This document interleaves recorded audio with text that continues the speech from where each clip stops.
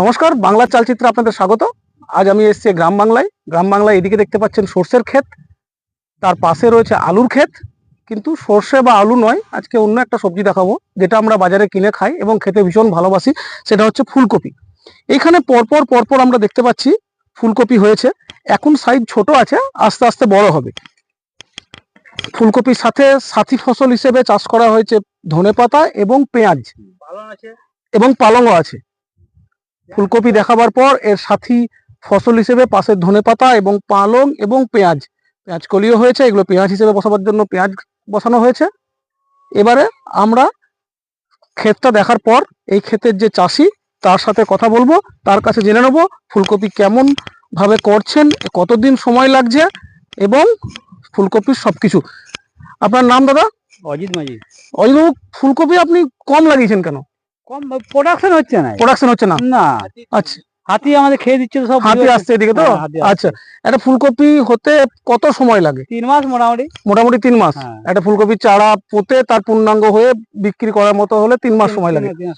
আচ্ছা, ফুলকপি বাজার কেমন এখন? আপনার দাম কেমন পাচ্ছেন? দাম কিছুই নাই, বুঝলেন। আচ্ছা, কারণ চাষি চাষ করে কোনো লাভ হচ্ছে না, লসই হয়ে যাচ্ছে। একটা কপিতে 5 টাকা খরচা, সেটা 2 টাকা হচ্ছে।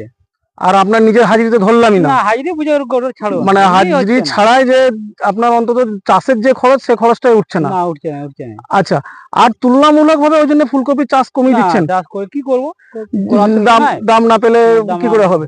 তার থেকে বঞ্চন তুলনামূলক ভাবে দেখছি এদিকে আলুটা ফলিয়েছেন ভালো, মানে আলুটা তুলনামূলক ভাবে লাভটা হবে, সেই জন্য ফুলকপি কমিয়ে দিয়েছেন চাষ। আচ্ছা, দেখা যাক। হ্যাঁ বলুন, কি বলছেন বলুন। হাতির জন্য আমাদের এই লাগাতে ভয় করছে। আচ্ছা, হাতি এখানে খুব, হাতির এখানে খুব অত্যাচার, তার জন্য এরা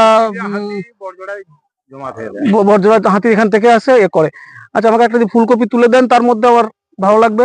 তার মধ্যে দেখুন যেটা আছে।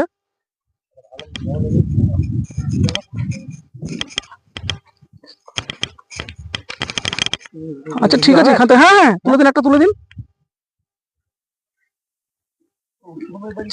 চাষের ক্ষেত থেকে ফুলকপি পাওয়ার সৌভাগ্য সবার হয় না, আমরা তো বাজারে গিয়ে কিনি। এখানে চাষির ক্ষেতের একদম টাটকা ফুলকপি উনি আমাকে তুলে দিচ্ছেন।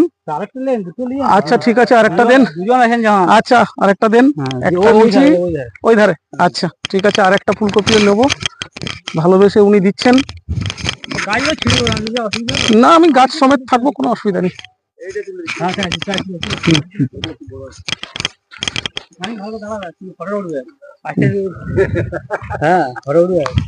এইটা বড় ছিল তো না, এইটা বড়।